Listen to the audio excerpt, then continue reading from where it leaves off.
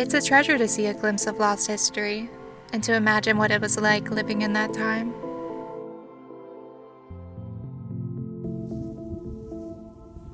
This place was once alive, full of people, but now everything is decaying and left behind.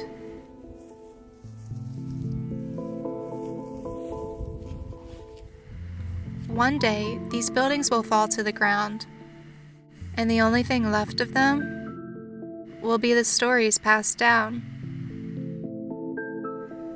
I work to document abandoned buildings in their final days, and to show other people that they have the potential to be more than an unwanted place.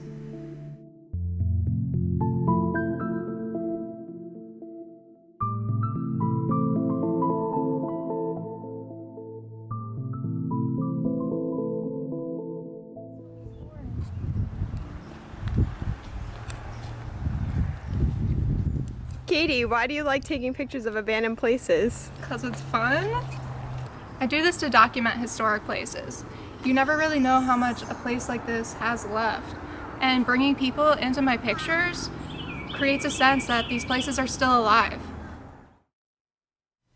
I created this collage during the semester for my digital photography class. The hospital pictured opened in 1855 and was one of the first psychiatric hospitals to experiment with lobotomies. The inspiration for this photograph initially came from the Netflix show Ratched, which is based on a nurse in 1947 that assists in the unsettling experiments on the human brain. One staple of mine is having my models barefoot. It brings attention to the drastic difference in age between the people and the environment. The outfits worn by the two models were actually salvaged from another abandoned hospital 30 miles north of this one. Nurses would have worn dresses such as these in the 1950s and 60s. In years closer to the hospital's closure, this space was used as an autopsy theater and morgue. As the table would have once held the deceased, it's now pictured in the same state over 20 years later. The prop for this assignment was to take detailed and motion-blurred shots and layer them into one image.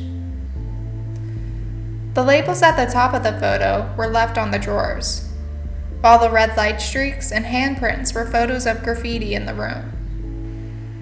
And finally, the cracks at the feet of the models are from a layered image of paint starting to peel from the walls. I took different aspects of this room and created a representation of what it looks and feels like to be standing in it now. This photograph is another one of my favorites. The sun sets perfectly behind this 18th century farmhouse in Frederick, Maryland. I wanted to show that this home was and still can be an elegant place. As the sun sets, this candle guides and sings me to rest. Although it's now fallen into ruins, this place could still be saved, or maybe even preserved to see better days. The black dress complements the colors of the house and stands out against the green grass. Holding the candle was like holding a piece of the sun, letting it guide me as the day turns into night. My photographs are a mixture of self-portraits and portraits I have taken of my friends. Placing a live subject in an otherwise empty space creates an uneasy and ghostly experience for the viewer. Although these places may be decrepit, they still somehow hold beauty in the decay.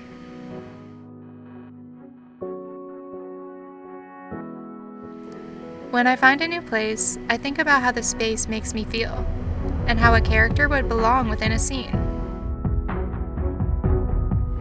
Each place has its own story, and each one is unique.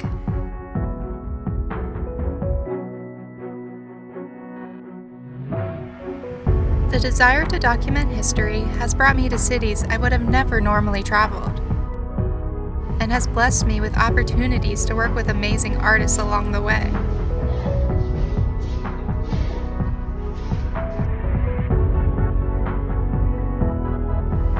Finding new places to photograph takes an open mind. It's all about wondering what's down the overgrown path, or doing hours of research online.